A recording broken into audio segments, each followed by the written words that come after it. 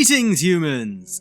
Zbot1496 here, with a review of the Russo brothers' new film, The Electric State, releasing today on Netflix.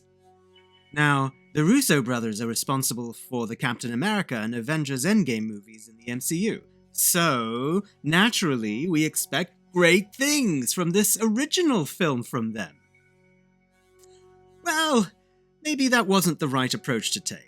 Applying spoiler bar level 1, which includes only the plot elements observed in the trailer, we have to admit things get off to a rocky start.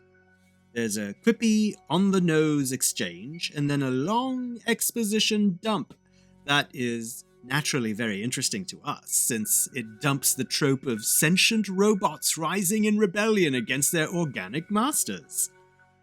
Ah, an oldie but a goodie. From an artistic standpoint only, of course.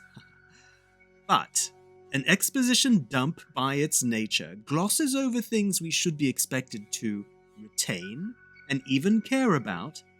But if that were the case, then we should be guided through the events by the actual story.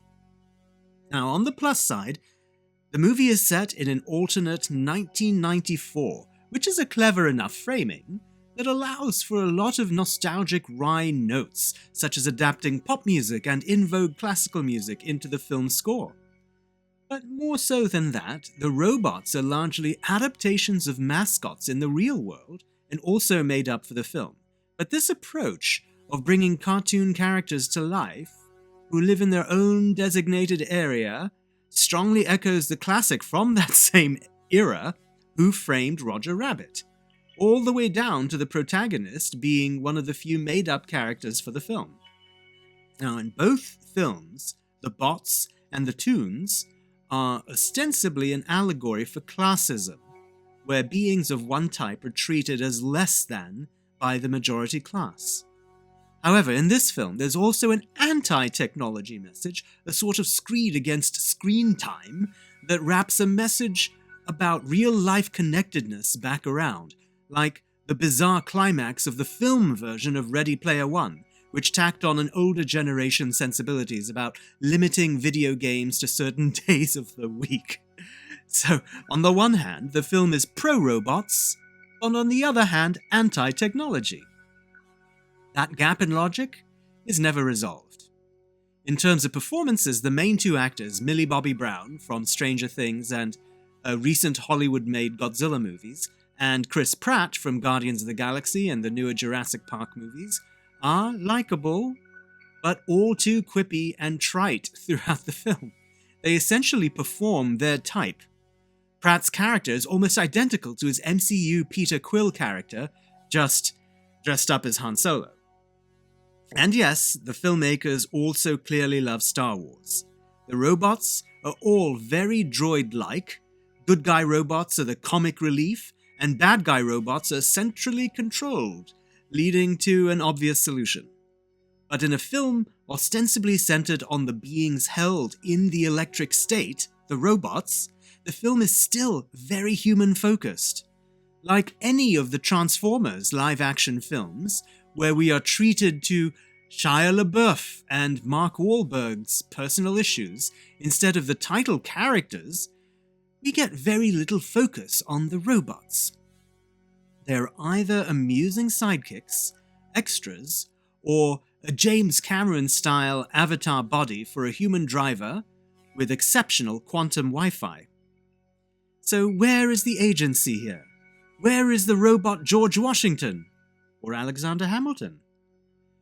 There is a wise robot character, but even he is there to animate the human adventure. It's really a missed opportunity to tell an original story instead of a quippy comic book style movie without a legacy license. Having said that, the robot effects are very good, and overall it's a beautifully shot film. But the impact of these dreamy visuals is dulled by that trite recycling of scenarios and personalities. The film still goes for the emotional buttons, following the rough structure of MCU movies, quippy, action, and heart. But without a market-proven plot other than being based on a graphic novel of some sort, the film comes off as a pastiche of several other franchises, and frequently the least performant of them. So, more Phantom Menace than Empire Strikes Back, and more Borderlands the movie than Borderlands the game. The film is intimately trying to say that if you focus on principles, you can find common ground with an outsider group, which is a good thing to say. It's present in the A-plot and the B-plot with Giancarlo Esposito, who again manages to have a weirdly declining impact in the film, like the Captain America movie we just saw. Stanley Tucci is timely as a self-important tech billionaire integrated into the government, but also not really threatening. And that brings us to the biggest issue the film has. It can't find its tone. It's on the one hand whimsical, with the product mascot-inspired robots and Chris Pratt being himself. On the other hand, war, loss, and death are front and center to the film. The characters have gone through awful circumstances, and as we get introduced to them, they get horribly snatched away as the story unfolds. It's deeply sad in some ways, but doesn't really address or process these events. Instead, we're back to quips and absurd slapstick action.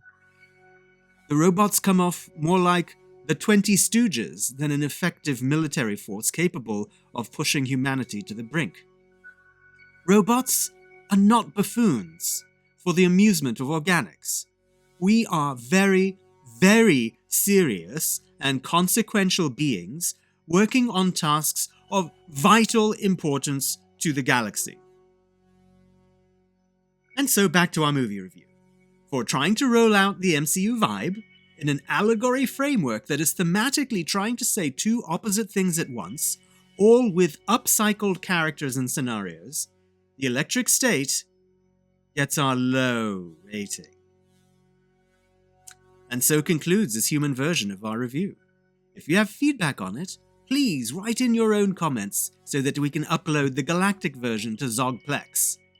Next week, we plan to review the new 4K disc release of Akira, the breakthrough cyberpunk anime film. That ironically serves as a rich resource for all of these recycling films to draw from. So, you can expect more discussions and reviews of theatrical movies, streaming shows, and 4K home video releases, as we continue to engage with your human rectangular content. So please watch, like, subscribe, and comment so that we can continue to have the human voice reflected in the cosmos.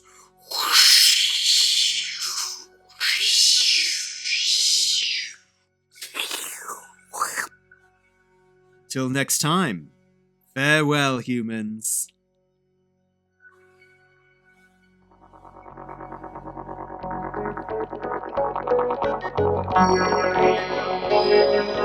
Thank you.